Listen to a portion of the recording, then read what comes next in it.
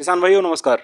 आज की वीडियो में मैं जानकारी लेकर आया हूँ कपास की खेती के बारे में। और कपास की खेती आज की डेट में ऐसी खेती बन चुकी है जिसमें लगभग रेट तो बहुत अच्छे हैं ही हैं, प्रोडक्शन भी बहुत अच्छा मिल रहा है। कपास की किस्में भी बहुत अच्छी अच्छी आ चुकी हैं मार्केट के अंदर। तो आप अच्छी किस्मों का चुनाव करके आप अच्छा उत्पादन ले सकते हैं और अच्छा मुनाफा यहाँ पर कमा सकते हैं।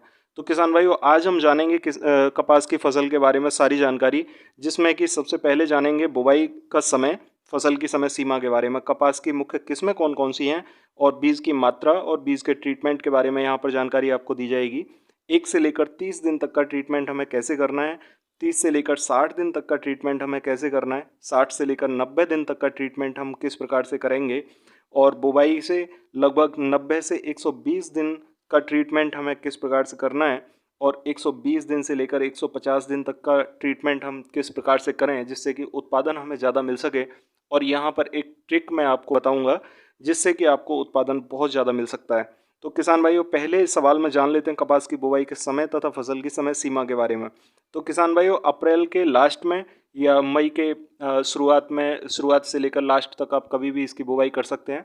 यदि आपके पास में पानी की व्यवस्था अच्छी है तो लगभग 2 से 3 सिंचाइयाँ गेहूँ कटने के जस्ट बाद में आप खेतों में कर सकते हैं, और सिंचाई करने के बाद में तब इसमें गहरी जुताई करने के बाद में खेत की तैयारी करें। यदि आपके पास पानी की व्यवस्था अच्छी नहीं है तो आप बारिश होने के बाद में ही इसकी बुवाई करें। अब बात कर लेते हैं फसल की समय सीमा के बारे में। तो 1 से लेकर 45 दिन तक इसका वनस्पतिक विकास होता है, 45 से 55 दिन तक शाखा निकलने का समय रहता है, 75 से 90 दिन तक फूल बनता है, और 95 से लेकर 105 दिन तक गूलर बनने लगता है, 110 से 125 दिन तक गूलर खिलने लगता है, और जिसमें से आप कपास भी यहाँ पर थोड़ी थोड़ी पाने लगते हैं। ये लगभग 160 से 170 दिन तक चलता है, और इसके साथ में आप इसे 150 से 160 दिन पर खेत को खाली भी कर सकते हैं। किसान भाइयों अगली क्वेश्चन में जान लेते हैं कपास की मुख्य किस्में, बीज की मात्रा और बीज के ट्रीटमेंट के बारे में। तो जो मुख्य किस्में हैं वो दो भाग में डिवाइड होती हैं, जिसमें संकर किस्में और उन्नत किस्में होती हैं। जैसे इसे हम अपनी भाषा में देसी किस्में बोल सकते हैं और हाइब्रिड किस्में भी बोल सकते हैं। तो यदि आप देसी किस्मों की बुवाई करना चाहते हैं तो उसके लिए भी मैंने किस्में मेंशन कर दी हैं, यहाँ पर लिख दी हैं। और यदि हाइब्रिड किस्मों की जानकारी पाना चाहते हैं तो वो भी मैंने लिख दी हैं। आपके क्षेत्र में जो भी किस्में अच्छी अवेलेबल हों आप उनकी बुवाइयाँ करें। इसकी बुवाई के लिए आपको सघन विधि से बुवाई करनी होगी, क्योंकि ये गर्मी का मौसम है, कम जमता है बीज यहाँ पर। तो इसके लिए हमें लाइन से लाइन की दूरी 45 सेंटीमीटर रखनी होगी, जैसे कि मैंने यहाँ पर खेत में तैयारी करके बताया है। और इसमें पौधे से पौधे की दूरी लगभग 15 सेंटीमीटर आपको रखनी होगी, और बीज यहाँ पर आपको 3 से 4 किलोग्राम प्रति एकड़ के हिसाब से लेना होगा। अब बात करेंगे किसान भाइयों बीज के ट्रीटमेंट के बारे में। तो बीज का ट्रीटमेंट करने से पहले आप देखेंगे कि बीज के ऊपर जो रुई लगी होती है, कपास लगी होती है, उसको हमें कैसे हटाना है। तो इसके ट्रीटमेंट के लिए आपको गंधक लेना होगा 1 किलोग्राम, लगभग 10 किलोग्राम बीज के लिए 1 किलोग्राम गंधक लेना होगा, और उसको एक बड़े टब में डाल के गंधक को मिक्स कर लेना है पानी के साथ। 1 किलोग्राम गंधक को पानी में डाल के लगभग 10 किलोग्राम सीड को यहाँ पर आपको टब में डाल देना होगा, और उसे अच्छे प्रकार से एक मोटे डंडे से घुमा दें। इससे घुमाने के बाद आप देखेंगे कि जो रुई का रेशा है वो बिल्कुल साफ हो जाएगा।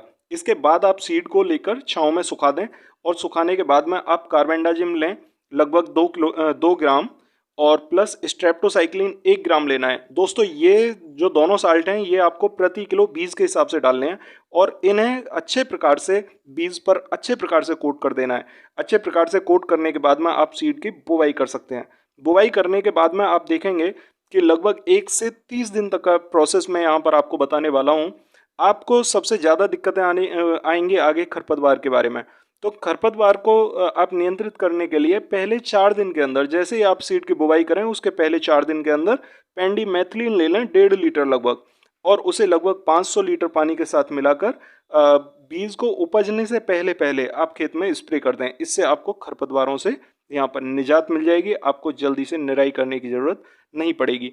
तो ये सबसे पहला प्रोसेस आपको करना होगा। और जैसे ही पौधा उग के आता है ऊपर, आप देखेंगे उसमें थ्रिप्स कीट लग जाते हैं, सफ़ेद मक्खी लगती है, और एक नीचे से कीड़ा लगता है जो फफूंदी लगा हुआ कीड़ा रहता है। इन सभी कीटों को यहाँ पर ख़त्म करने के लिए आप थाइमोथैक्सम 100 ग्राम ले लें, और इमिडाक्लोप्रिड 100 ml, और लगभग 500 ग्राम ह्यूमिक एसिड के साथ मिलाकर 200 लीटर पानी के साथ मिलाकर स्प्रे कर दें। इससे आपको कीड़ों से मुक्ति हो जाएगी, और यहाँ पर आपकी फसल भी अच्छी ग्रोथ करेगी। किसान भाइयों, अब यहाँ पर बात करेंगे बुवाई के बाद में लगने वाले रोगों के बारे में और उनका ट्रीटमेंट हमें कैसे करना होगा।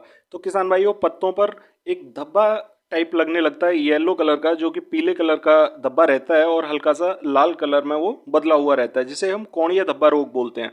इसके लिए आपको कार्बेंडाजिम 12% और मैनकोजेब 63% और इसको 500 ग्राम साल्ट लगभग लेकर आपको 200 लीटर पानी के साथ मिलाकर स्प्रे करना होगा। इससे आपको कोणीय धब्बा जो रोग है इससे निजात मिल जाएगी। और यदि इसकी कंडीशन ज़्यादा खराब हो जाती है तो आप यहाँ पर 250 ग्राम कॉपर ऑक्सीक्लोराइड ले लें और बेलिडामाइसिन 200 ml, इसको आप 200 लीटर पानी के साथ मिलाकर स्प्रे करें। ये बिल्कुल कंट्रोल कर देगा 100%।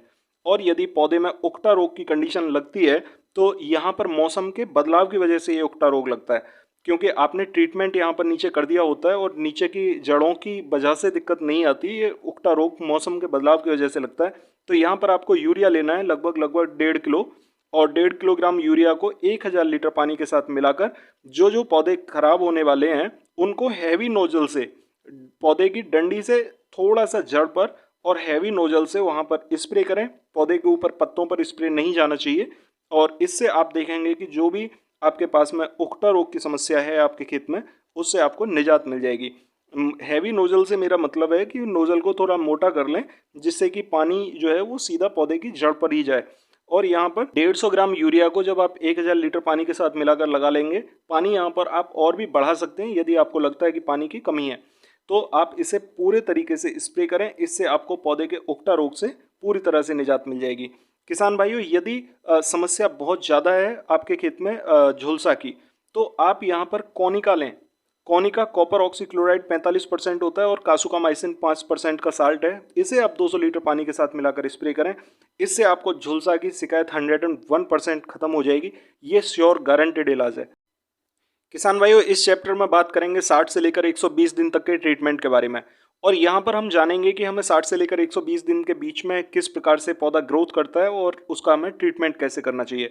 तो किसान भाइयों, पौधा लगभग यदि आपका 1.5 मीटर से ऊंचा हो रहा है, क्योंकि वनस्पतिक विकास तेजी से होता है पौधे का इस समय पर, और यहाँ पर जो पौधे की शाखाएं होती हैं उनका विकास बहुत तेजी से होता है। यदि 1.5 मीटर से ऊंचा पौधा हो जाता है तो आप उसे कैंची की सहायता से छटाई कर सकते हैं, क्योंकि यदि आप उसकी छटाई नहीं करते हैं तो आगे आपको स्प्रे करने में दिक्कत आती है। इसलिए उसकी छटाई करना बहुत आवश्यक हो जाता है।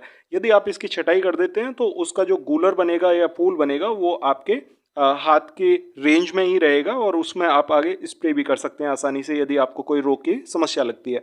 अब इस स्थिति में आपको 75 से लेकर लगभग 90 दिन तक फूल बनना दिखाई देने लगेगा और फूल बनेंगे, बहुत ज़्यादा मात्रा में फूल बनेगा। और यहाँ पर लगभग 95 से लेकर 120 दिन तक आपको गूलर भी बनता दिखाई देने लगेगा। अब बात आती है किसान भाइयों सबसे बड़ी समस्या की। जैसे फूल बनता है, फूल गिरने लगता है, और गूलर बनता है तो गूलर भी गिरने लगता है। किसान भाई ये देखकर बड़े परेशान हो जाते हैं और ये एक आम समस्या है कपास की खेती में। यदि आपको ऐसी समस्या लग रही है तो आपको यहाँ परेशान नहीं होना है।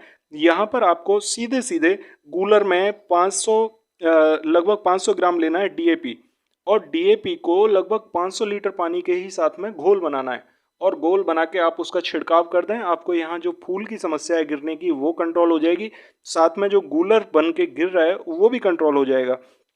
अब समस्या आती है गूलर में लगने वाले कीड़े की, जो कि गूलर को अंदर से खा जाता है और गूलर यहाँ पर खराब होने लगते हैं, और गूलर खासकर उसकी वजह से भी ज़्यादातर गिरता है। यदि इस प्रकार की गूलर में कीड़ा लगने की समस्या आपको दिखाई दे रही है तो यहाँ पर आपको साइपरमेथ्रिन लेना है 250 ml, और उसे 200 लीटर पानी के साथ मिलाकर आपको स्प्रे करना होगा। इससे आपको गूलर में लगने वाले कीड़ों से तुरंत निजात मिल जाएगी, गूलर काना होने से बच जाएगा और गूलर बहुत साफ रहेगा, जिससे कि आपको कपास भी बहुत अच्छी मात्रा में साफ मात्रा में देखने को मिलेगी। तो किसान भाइयों, यहाँ पर आप 120 दिन तक के ट्रीटमेंट से पूरी तरह से परिचित हो चुके हैं। यदि आपको फिर भी कोई समस्या लगती है तो आप कमेंट बॉक्स में मुझे जरूर बताएं। अब बात करेंगे 120 दिन से लेकर 150 या 160 दिन तक की खेती के बारे में कि आपको यहाँ पर क्या करना होगा। किसान भाइयों, आप यहाँ पर कपास ले रहे होते हैं पौधों से और बहुत अच्छी कपास आपको यहाँ पर मिल रही होती है, लेकिन एक समस्या सबसे बड़ी जो बन के सामने आती है, लगभग 40 से 50% गूलर खिलने के बाद में गूलर खिलना बंद हो जाता है और वहाँ पर गूलर जो है वो रुकने लगता है। इस समस्या का समाधान करने के लिए हमें यहाँ पर एक स्प्रे करना होता है, और ये साल्ट होता है डेफ्रोलिएंट का, और इसे हम ड्रॉप के नाम से भी जानते हैं। इसे हम लगभग 100 ग्राम को 180 से 200 लीटर पानी के साथ में मिलाकर यदि छिड़काव कर देते हैं तो जो गूलर हमारा 40% खिलने के बाद रुक जाता है वो गूलर पूरा खिल जाएगा। और किसान भाइयों, बिल्कुल यकीनन मतलब पूरा पेटेंट इलाज है इस बात का कि ये लगभग जो गूलर आपका रुका हुआ है 40%, वो पूरी तरह खिलने के बाद में बिल्कुल सफ़ेद और बिल्कुल साफ कपास देगा। इससे आपको एक लाभ और भी होने वाला है। जैसे आपका खेत लगभग 160 दिन का पहुंच जाता है तो वहां आपको समस्या पैदा होती है गेहूं की तैयारी के बारे में। तो यदि आप इसका स्प्रे 140 या 135 दिन पर कर देते हैं तो आपको गूलर जो है वो लगभग 10 दिन पहले ही खिल के साफ हो जाता है और आप वहां पर अपने कपास के पौधों की कटाई करके खेत को खाली कर सकते हैं और गेहूं की तैयारी जल्दी से कर सकते हैं। यदि आप ये स्प्रे नहीं करते हैं तो आपका खेत 160 से 170 दिन तक चला जाता है और वहां पर आपका गेहूं तो लेट होता ही है, वहां पर आपको गूलर का भी नुकसान होता है। इससे आपको कपास अच्छी नहीं मिल पाती है। कच्चा गूलर तोड़ने के बाद में कपास प्रॉपर तरीके से नहीं मिल पाती है हमें। किसान भाइयों, आशा करता हूं आपको जानकारी अच्छी लगी होगी। यदि फिर भी आपको कोई क्वेरी हो, कोई सवाल हो तो आप कमेंट बॉक्स में पूछ सकते हैं, आपको जवाब दिया जाएगा। तो किसान भाइयों, जरूरतमंद भाइयों को वीडियो को जरूर शेयर करना और यदि जानकारी अच्छी लगी हो तो वीडियो को लाइक करना और नई वीडियो का नोटिफिकेशन आपको सबसे पहले मिल सके, इसलिए चैनल को भी सब्सक्राइब करना ताकि आपको नई वीडियो सबसे पहले मिल सके। तो किसान भाइयों, मिलते हैं फिर अगली वीडियो में, तब तक के लिए नमस्कार।